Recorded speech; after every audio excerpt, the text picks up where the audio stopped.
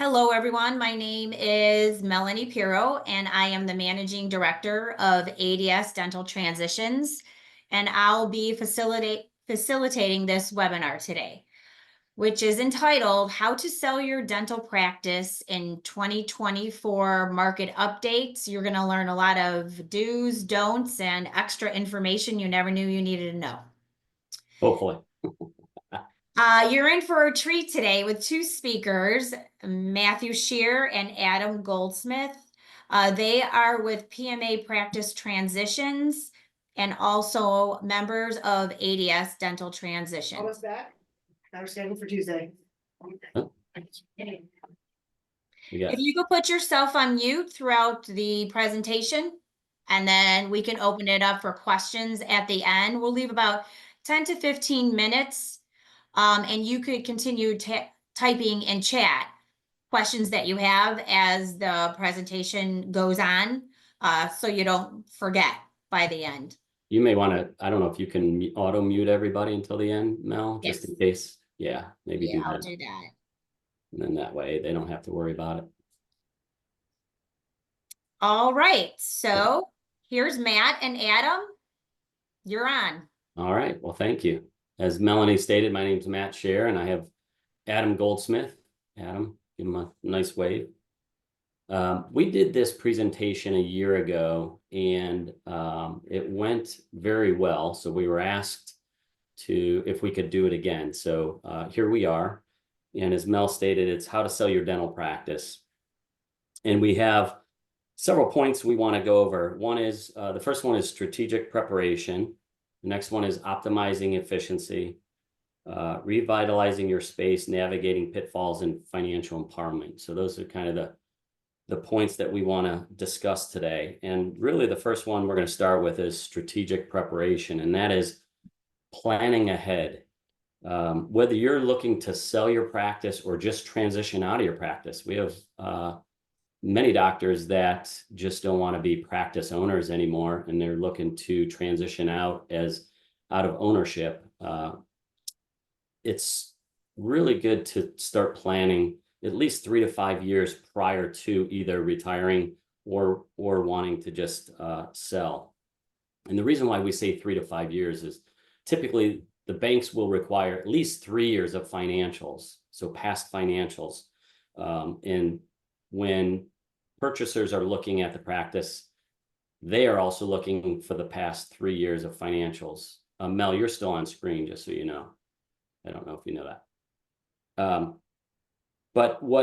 And again, 3 to 5 years allows proper timing for you to get in front of your advisor to take a look at what you think the practice is going to be worth, or what it's going to net you from after a tax standpoint, and see if that is going to be enough if you're retiring to retire. Hopefully it is. You've planned well in advance for retirement, so hopefully the sale of your practice is just the cherry on top.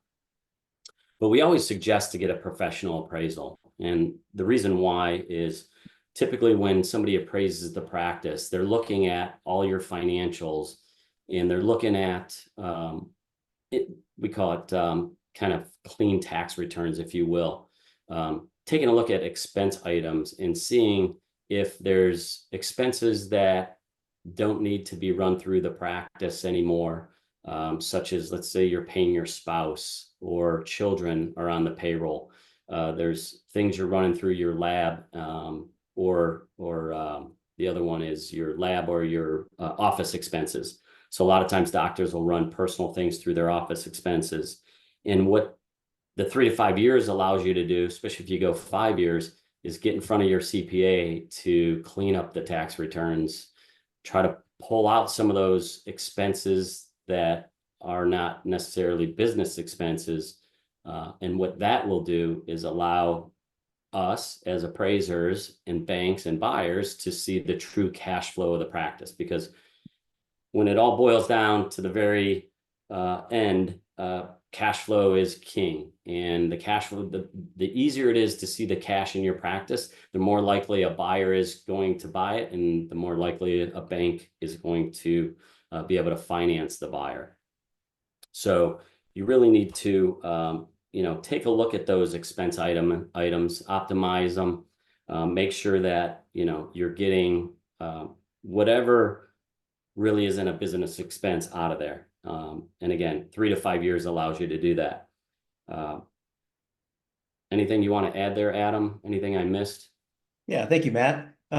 Certainly when we meet a lot of sellers, they have kind of a defined timeline in which they want to transition the practice, which is great. A lot of them don't have that foresight and aren't planned that much in advance. And so it really becomes crunch time when, hey, Adam, I want to be done by the year's end. Well, here we are in, August, May, or May, June, July, in the middle of summer, or something like that. It really doesn't allow enough time for a smooth transition in a lot of cases. Now, that's not to say we can't sell practice quickly, but, there are certain timelines and time frames that we're going to need. For instance, the loan might take 90 days for a buyer to procure. There's going to be some back and forth with attorneys that could take a week or two. So all these things kind of add up and push your foreseeable timeline back, so to speak. So, we do talk to a lot of sellers that are like, I want to be done yesterday. And of course, we understand. But you want to build a nice runway so that you do have enough time to transition the practice, on top of the fact that, the buyer might want to retain you for 3 to 6 months to help transfer that goodwill of the patients. And so also factoring that into your timeline would be beneficial. Another point I'd make is, we talk to a lot of sellers who have that 1 or 2 staff members that have been there since day one, or have been with the doctor for 20, 30, 40 years, and it's pretty well known that they're wanting to retire when the doctor retires. And that's great. They've done an awesome job for the practice, helped build it up. But it's not good for the buyer necessarily, because they're going to lose a key staff member or 2. So having that 3 to 5 year runway will also allow you to backfill those positions, to get that new staff member potentially up to speed, understanding the systems, creating those patient relationships, so that when it is time to actually sell and transition, you won't have the detriment of all the key staff members leaving at the same time the doctor leaves. Buyers do want to retain the staff. Contrary to what many staff believe, they think the sky is falling. A new dentist is coming in, my job is in jeopardy. Well, actually, the inverse is true. The buyers typically want to retain the staff as much as possible. And so the rumors start flying around. So getting those key staff members, getting their replacements in place prior to transitioning is only going to help you market the practice and make it a little bit more sellable to prospective buyers. Yeah, and we understand too that, obviously in 90% of the cases, you're not telling your staff that you're looking to sell. But I think most dentists know their staff. Obviously, their age and how long they've been with you. So if start thinking now, if you know of a staff member who, let's say, you started the practice 40 years ago and they started with you, they're probably getting close to retirement as well. And as it relates to the appraisal, what Adam was saying, so if you knew a staff member was leaving, now is the time to go out and hire somebody new. Let's say the front desk person says, I'm going to leave when you retire, doc. We always suggest go ahead and hire somebody now. Get them trained, get them to know the people, and then it's not going to affect your an appraised value, because we know that when the transition happens, the old front desk person is leaving. So we take that salary out of the equation. And a lot of times it actually adds additional cash flow to the practice, because when you hire somebody new, you're going to probably start them at a lower hourly rate than what the current person was making. So just know that adding staff today, if you're looking to sell tomorrow, is not necessarily going to affect your appraisal. Yeah, awesome point, Matt. Another thing I would consider as well is making sure that there's some clinical alignment with your prospective buyer. You don't want to be the buyer that comes in and maybe the doctor's watching a lot of teeth or is a little bit more conservative in nature. As a buyer, you wouldn't want to come in and start building out these big treatment plans for these patients. Well, Dr. A told me that we were going to wait and see, whereas you're recommending, a $1,500 crown. So being strategic about making sure that there's clinical alignment between you, the senior dentist, and potentially a buyer, making sure that, if you're a highly specialized practice, also realizing that it might take a little bit longer to sell the practice. If you're doing a lot of really sophisticated procedures in your practice, which is contributing to your revenue, you're going to have to find a buyer that is also capable of performing those procedures, which can take a little bit longer. So again, planning in advance will help you kind of mitigate that timeline, and so you don't have to sell tomorrow per se. And then, of course, we always get, not always, but some dentists who have some complaints, or pending legal issues or legal matters with patients or things like that. You really want to get those resolved before, trying to sell your practice, because that's going to just ding the practice from a buyer's perspective. And it's basically an excuse for them to renegotiate a lower price if there's some pending legal matters or some, unresolved licensing issue. Try to get that all cleaned up also before you consider selling. Yeah, just to clarify, when Adam's talking about, if you do a lot of specialty work, that's as a general dentist, not necessarily as a specialist. Sorry, yeah, good point. Just want to make sure we clarify that. Another thing you want to do is, when you're looking to retire, a common theme that we've seen with selling doctors who are looking to retire is they start slowing down their production. We get it. You're tired, you've been working for 40 years, you don't want to work as hard anymore. It makes all the sense in the world why you would do that. The problem is, obviously, by doing that is, as you slow down, typically what happens is your overhead is somewhat fixed, right? You have fixed rent and you have employees. So those costs generally don't go down. In fact, rent usually goes up. So what happens is, as you slow down your revenues, your expenses stay the same, right? So if you're here and then you start slowing your production down and your expenses stay here, what are you doing to your bottom line? You're actually going to hurt your bottom line, which means you're going to be less profitable, which is ultimately potentially going to lower the value of your practice. Because you got to remember, when a buyer is coming in, and it's not, all the buyers aren't solo practitioners 2 to 3 years out of school. Sometimes they're, multi-practice owners and things like that. They scrutinize it even more. But when a buyer is coming out and buying a practice for the first time, it's cash flow, cash flow, cash flow. And can this practice support? And it's not what you potentially could do in the future, is what did you, the banks are looking. I always say this: what did you do yesterday? What are you doing today? And if nothing changes tomorrow, will this practice support the buyer's needs? So you have to think about that. So slowing down is opposite of what you really want to do. And if you can slow down by maybe taking more days off, but increasing the hours that the days you work, or you increase your hours so that production stays up, then that can certainly be something you can look into. Or maybe putting in some procedures that you haven't done in the past. We see a lot of procedures being cut out as doctors want to retire. They're just doing bread and butter dentistry now. So just be careful of that. Another way to potentially increase your revenues is take a look at your fee schedule.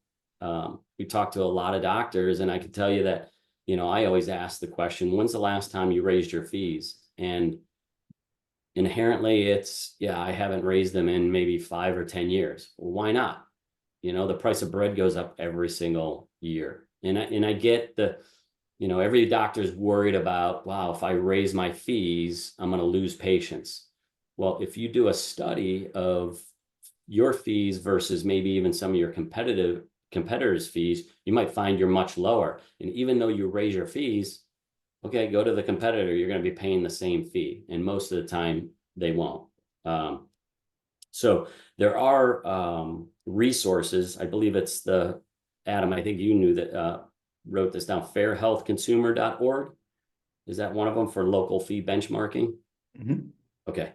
So it's called fairhealthconsumer.org. So Fair Health Consumer is all one word, .org. And you can use that for benchmarking. I believe, I'm not sure if you could probably contact your local dental society too to see what the fees are and align yourself with the market that way.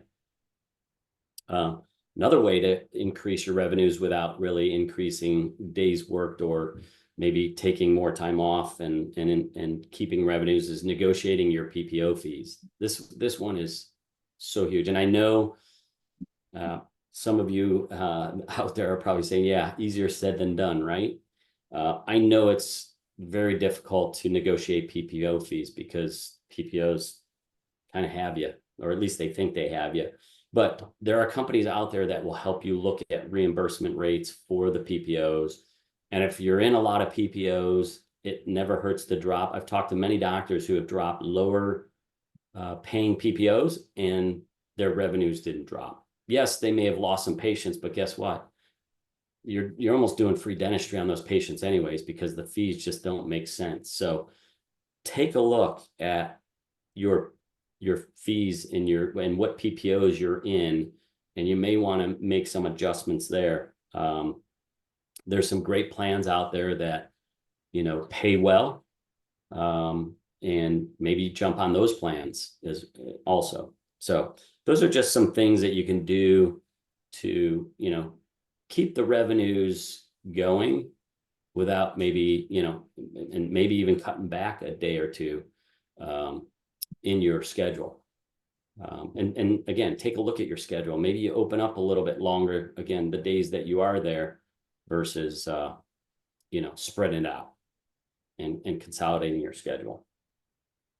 It also, when a buyer comes in, they can open up the schedule, especially if you haven't lost any patients, they can look to open up the schedule, start doing some marketing and bolster the practice that way. Marketing and online presence. What do you think of?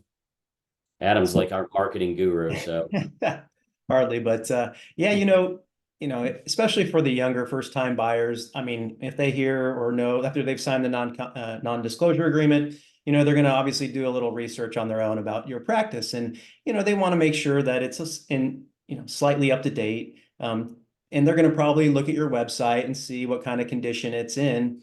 A website, you can get a really nice website relatively, inexpensively these days.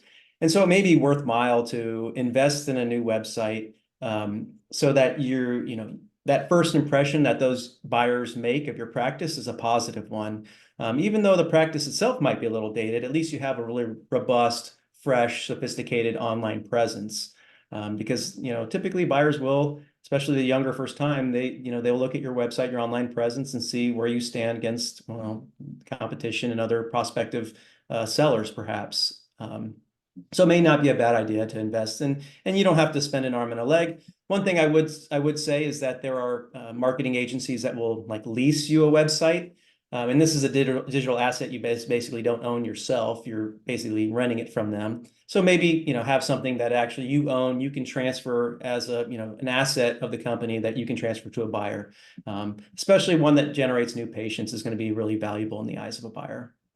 yeah, because you got to remember, I don't know who uses white pages anymore or yellow pages. I know some doctors, some of my sellers still advertise in the yellow pages, but having a website is huge. And we see a lot of older retiring docs that don't have a website. So it's a small investment today for, I think, a bigger gain down the road, especially with, the younger generation. If they're looking for a dentist, they're going on the web, plain and simple, and they're Googling it. And they want to see the website, put a picture of yourself, a little bit about yourself, maybe even pictures of your staff and things like that. That's huge. Yeah, and certainly there are other things to, optimize your practice. Looking at your staffing, of course, especially when you have maybe a tenured staff member. They may not be super driven and motivated to really, blow the doors off. They might be comfortable in their role and just kind of go day to day and not really, be super proactive about, helping the practice move forward. So it may be good to kind of reevaluate the staff from time to time, making sure that they are energized and vitalized and really seeing the practice be successful. Other things you can do is cross-training employees. Again, that's going to help your profitability as well. If you have a staff member that can cover maybe you have a FDA that can cover the front office from time to time. That is obviously very attractive to a prospective buyer, especially now in the climate of staffing is really difficult for hygiene and assistants and even associate dentists. I mean, the more roles you can fulfill with the fewer staff members is going to make your practice that much more marketable. Another thing you can do is look at outsourcing. So if you do have a kind of a limited staff or a limited team, maybe outsourcing some of the time-consuming administrative tasks also could be aid to your profitability and provide a better patient experience for a prospective buyer. Things like HR or billing or insurance claims management, insurance verification, all that stuff can be outsourced digitally now. And we've seen a lot of practices that really benefited, and it frees up your time for your front office and everyone else to really pay attention to the patients and make sure you're really providing the most excellent patient experience possible. Yeah, I would say as far as staffing goes too, we've seen practices where they're kind of overstaffed and doctor just didn't have the heart to, let somebody go or whatnot. But, another thing you want to kind of do, like Adam said, is evaluate your staff. Because if there's a staff member that's, how do I say it, kind of killing the whole vibe of the office, a buyer is going to want to know that. And it's always better for the selling doctor, whether you're retiring or just selling your practice, to replace staff. Because think about it, when a buyer comes in, if there's a staff member that needs to go, because typically in a transition, what happens is technically you fire all your staff members and then the buyer hires them back. That's how a transition is done. You're not telling them that they're physically fired, but that's how it goes. It allows the buyer buying the practice to be able to get rid of, bad employees. But our suggestion is, if there are bad employees and you're looking to retire or sell, get rid of them. Like I said, it sends a huge wave through the office. If the buyer comes in brand new, gets rid of a staff member, people start talking, and then, the water cooler talk starts, and everybody starts getting worried about, their job. So just wanted to throw that in there, Adam. Sorry. No, please, by all means. And the last point I'll touch upon is, your practice management software. It's, really a kind of a core piece of the practice. So, I'd advise you, if you're writing in charts, make sure that treatment plans at least get kind of entered into the system. That way, when a buyer comes in, they're not having to, read the hieroglyphic clinical notes of the senior doctor and trying to figure out where this patient is in their treatment plan. It would be all nicely, neatly laid out in the management software. That also is kind of an important thing to do when considering transitioning, just so, and you're doing your patients a little bit of a disservice by not kind of making sure that you're utilizing that management software for that prospective buyer as well. Yeah, I think if you are 3 to 5 years out and you're still paper charts, it wouldn't be a bad idea to look into, if your software won't handle it, but go chartless. And you can do that, as patients come in. You don't have to do it in one tranche, so it's so, time consuming. But it wouldn't be a bad thing. I've had some dentists say that they couldn't even read their own handwriting, let alone a buyer come in and read it. But yeah, good point. And the nice thing too about some of this, pretty much all of the softwares now, there are predefined templates you can create. So all you really have to do is dictate to your assistant, punch in a surface here, and so they just paste in a template. This is the visit. So it really has streamlined a lot of operations by using those templates and making sure everything is in the system. Yeah, I think also inventory efficiency is huge, right? I don't know, take a look at in your office who orders all the supplies. Sometimes they don't, the office, whether it's the assistant or the office manager, who's ordering the supplies, they're just ordering supplies to order it because it's on a monthly thing. And then all of a sudden you walk into your supply room and you got, 10,000 cotton swabs or something like that. That would be a good way to, cut down on supply costs and really kind of reel that in if that's what's going on. But definitely take a look at things like that. Make sure they're not over ordering, because I know I've talked to some doctors who had stuff that expired and they had to throw it away. So, be conscious of that. Kind of moving into the office space itself and we call it revitalizing your space, the office aesthetics. I did a talk one time and I asked how many doctors walk through the front door of their practice, and I think maybe a few hands went up. I'd say probably maybe 10% or so. And the reason why we ask that is, walk through the front door of your practice, see what the patient, or have somebody walk through, whether it's a relative or a friend, walk through the front door of your practice and give you feedback on what the patient experiences when they walk through the front door.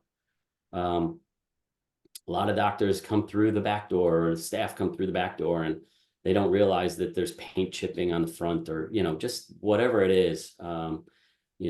Take a look at it, and it goes a long way, trust me. First impressions matter. Let's remember that. If I'm a patient coming in for the first time, and I walk into this, what I'll call a disastrous looking patient area, I may not come back. So believe it or not, that's big. And there's things you can do, like removing, a lot of, I don't think it's so much after COVID, but everybody had a stack of magazines and they were everywhere, and just getting rid of some of that clutter. If you've got equipment laying around that you're not using, either throw it away or put it in some type of storage area where it's not seen by the patient. There's little things you can do. If you've got carpeting in your areas, if you've got carpet squares, I know a lot of doctors use carpet squares. Replace those carpet squares. They're easy to do and very inexpensive. Every couple of years as they get worn down, especially near the front entrance, from the salt, if you're in an area where it's cold and the winters are bad, you can do that. You can paint. It's little things that aren't going to cost you a lot of money that really go a long way to give you a modern, cleaner look in the office itself. You might want to consider some digital upgrades. Now, we always preach, you really have to look at the return on investment, right? So depending on how far you are from retirement, you may want to invest in some technology. I wouldn't go necessarily big ticket items like a CBCT or anything like that, because you may not get your return on investment. But I will tell you that we look at, if in our appraisal, we take into account if your practice is antiquated, and that lowers your value. And I can tell you, even if we lower the value because you're antiquated, buyers will come in and a lot of times find reasons to lower the value even more. If you're not digital X-ray, we call it wants and needs, right, Adam? Is it a need? If it's a need, you need to get it. If it's a want, that's on the buyer. And we have those conversations with buyers. If you have dental chairs where the leather is ripped, just get it reupholstered. You don't have to, if the chair works and it functions, don't buy a new chair. It's cheap to get it reupholstered, but get it reupholstered, because people walk in, that's what they see. Buyers walk in, they see these ripped up chairs. It just, again, doesn't make the practice, or doesn't show the practice in a good light. So just try to do those little things like that. Digital X-ray, I think it's although the sensors are fairly expensive, you can certainly buy used stuff online, but it wouldn't hurt if you're not digital, because anymore in school, they're using digital technology. You can buy 2 sensors, a laptop, a cart, and you can move that thing all around the office instead of, having something in each operatory if you don't want to put the expense in. But I think one of the easiest upgrades to do is definitely go to digital X-ray. Removing items like nostalgic items, we get it, but if taking a look at, and again, I think this is where the friend thing comes into play, or family, coming into the office and going, wow, do you really need that, that 1960, table in the front room. And then ensuring like your cabinetry and things like that are in good shape. It's easy to paint over cabinetry. We're not saying necessarily to replace it. Again, going chartless, maybe even getting, if you are chartless, taking those paper charts, because a lot of times what the doctors will see in their office, they're chartless, but there's a whole stack of charts behind the front desk still. Maybe just getting those out of there, putting them in a storage area, the basement, wherever. Again, just making that good first impression.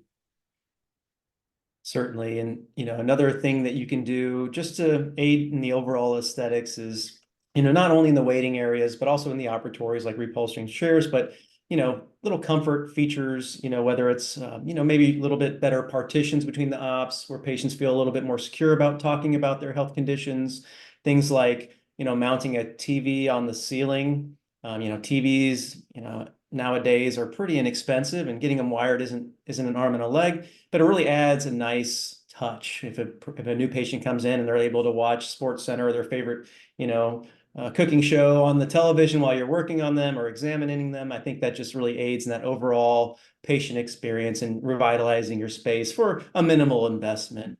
And also obviously works on the buyer side. Buyers see those type of nice little features, and it really makes an impact that this dentist really does care about their patients and that experience. Even things like investing in more ergonomic chairs for your assistants, and we've seen those old kind of mustard yellow chairs that are rolling around squeaking and things like that. That's another thing that is not a super expensive investment, but really does kind of freshen up the overall eye appeal of your practice in the eyes of the buyers, patients, and even in your staff. It gives them a sense that you're investing in the practice, and you want them to be in good hands and taken care of. So it's a nice gesture for your staff as well. Yeah, and all this is going to come into the timing of your sale, right? Obviously, if you're looking to sell soon, like in the next year or two, maybe it doesn't make sense. Some things might. You really have to look at it, but spending a little bit of money today is going to go a long way. I'm telling you, when we appraise the practice to get the value that you want out of your practice, the more or the less things somebody has to pick apart about the practice, the more likely they are to pay the value of the appraisal. So again, just be smart about everything we're talking about. We're talking about spending money, but these are, in the grand scheme of things, pennies on the dollar. Yeah, paint on the walls is another big one. We'll see some really kind of dated color palettes throughout the office, and a fresh coat of paint really can help as well. Let's talk about some pitfalls, Adam, when selling. I don't know if anybody on the call today has tried or heard of somebody selling their practice themselves. We call them, just like in the real estate, residential real estate market, for sale by owner, or FSBO, as they say. There's a lot of things you have to be careful about when selling your practice on your own. Not saying you can't do it, but things that you need to consider. Number one is you need to get an appraisal, and I would get a professional appraisal, because the buyer's probably, if you didn't get an appraisal, the buyer's probably getting an appraisal, and I can guarantee you their appraisal is going to look probably a little bit different than your appraisal. The biggest thing, though, I think, is confidentiality. It's like we said at the beginning, most sales, the staff doesn't know that you're selling, the patients don't know that you're selling. And how do you maintain that confidential piece? When we sell a practice or a broker sells a practice for you, I can assure you that they probably all have the buyer sign what's called a non-disclosure or NDA, that they will not disclose that your practice is selling. They won't reach out to the landlord. They won't reach out to staff members, things of that nature. The dental world is very small, and once somebody hears of a sale, I promise you it spreads and everybody will know. And unfortunately, I hate to say this, but there are sharks out there in the waters that will try to acquire patients when they find out somebody is looking to sell. So be very staff. Yeah, Coach yeah, your staff too. especially, yeah. The other thing that a transition company can provide is a buffer. And what do I mean by buffer? You know, this is your baby, right? You may have had it for 20, 30, 40 years, who knows, 15 years even, but you put a lot of time, effort, sweat into it. You want the most out of your practice, value-wise. The buyer coming in wants to pay the least amount for your practice, typically. And big surprise. yeah, right. And having somebody to kind of be in between buyer and seller and negotiating and things like that, I can tell you that when a buyer and seller are negotiating themselves and they don't have an in-between person, things definitely can go awry a lot faster, a lot quicker, because somebody misconstrues the way somebody said something, and then all heck breaks loose. And we've had it happen. I had a seller one time say, "Oh, yeah, forget this buyer." You know, the buyer had made an offer and it was a lowball offer, but he was going off of his CPA's recommendations. And when I talked to the buyer, you know, I pointed out some things and he's like, "You know what? I apologize. You know, you're right." And if I hadn't been there, the seller would have just kicked that buyer to the curb, and that buyer ended up buying the practice, believe it or not. So it's just things like that you got to be leery of when doing it on your own. Go ahead, Adam. I think you wanted to say. I wanted to mention also, even passing the torch to an associate, you know, someone that you know and trust and worked with for years, 2 years, 3 years, however long. You know, you have a great relationship, but here on one end, the buyer's, you know, taking a loan out for a big chunk of money and you're selling your baby here. That can cause stress, and having an intermediary, like a stress buffer in between the two parties so that whatever relationship that had been created doesn't get jeopardized, I think, you know, is critical. And we've seen associate relationships go south because there wasn't that third party, that neutral third party helping the seller, you know, work through the transition, so that both parties can kind of equally, you know, share their stresses on us versus each other. So I think that also helped. It's another useful reason why I would use a transition consultant as well. Yeah, absolutely. And I think one of the key things too is when it comes down to legal issues, or the contracts, if you will, you know, unless you're an attorney, we're not. So just want to put that out there. But we certainly have done this long enough and know, you know, and seen many contracts and what should and shouldn't be in there. And it really comes into play when there's not a so-called dental attorney involved on both sides of the deal. When there's dental attorneys on both sides, then usually it goes pretty smoothly. But we still have, you know, selling doctors ask us our opinion on legal stuff. Obviously, again, we're not attorneys, but we always tell them check with their attorney. But, you know, they ask us because if they ask us something, we're not going to charge them. But typically if they go to their attorney, it's the time clock is ticking. So, you know, certainly we can be the go-between there. If there is somebody who's not necessarily what I'll call a dental attorney. We can certainly help, but again, we're not attorneys, so we don't give legal advice. We just can give advice. Matt and Adam, we have about 5-6 minutes left. So Okay. Okay, if thank you you. want to open up for questions and wrap up? Yeah, I want to say that, you know, a lot of this stuff that we're talking about is really make sure that you're setting yourself up for success in the transition. You know, we always say that the value we come up with is not necessarily what the practice can sell for. The practice can sell for what a willing buyer and a willing bank is willing to obviously pay for it and finance. But if you can do things to not discount the value of your practice, then you know, we'll have a better chance of getting the value that we set on the practice. And then real quick, I don't know if do we have time to get into like the financing or not really? Well, it is 12:43. We have till 12:45. I don't know if anybody in the group would like to hear more. You put it in chat or unmute, or if you have questions.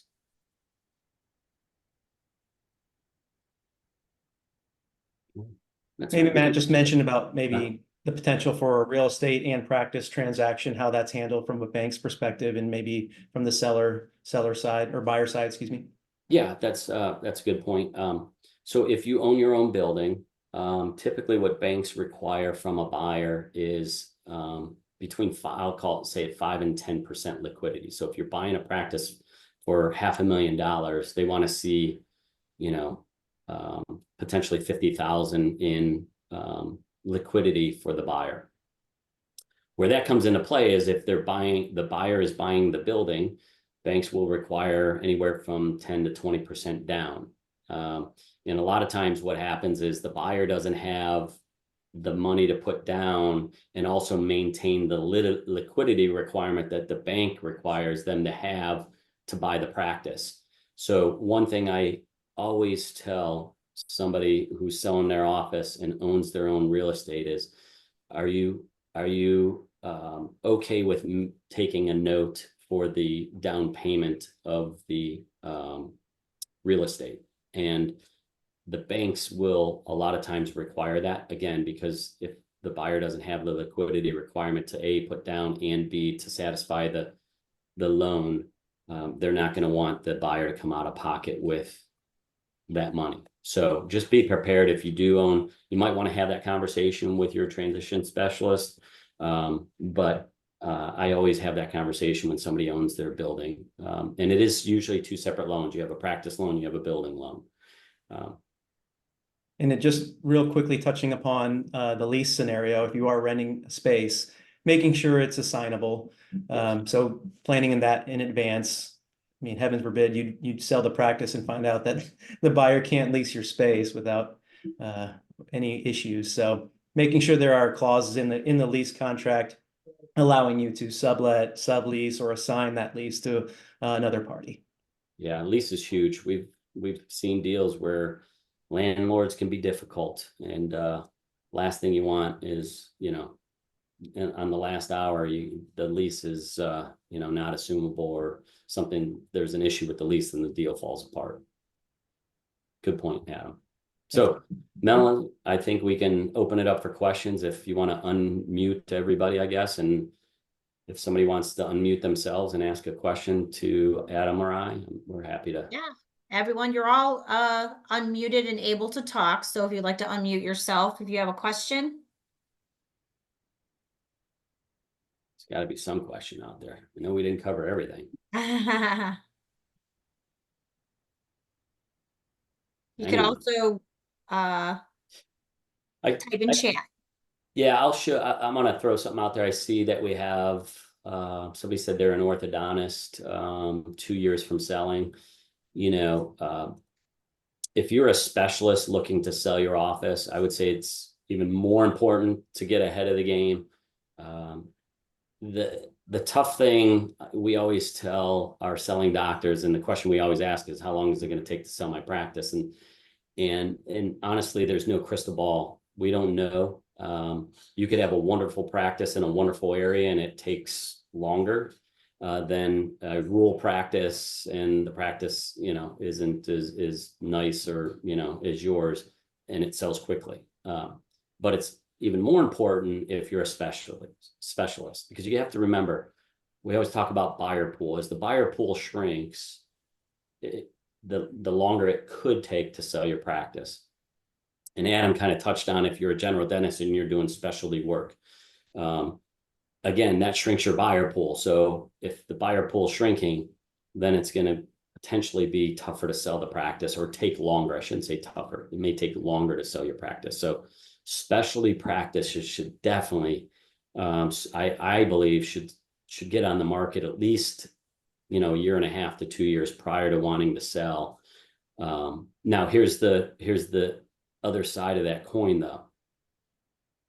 What happens if it sells within 6 months and I'm not ready to go in 6 months? That's the tough part.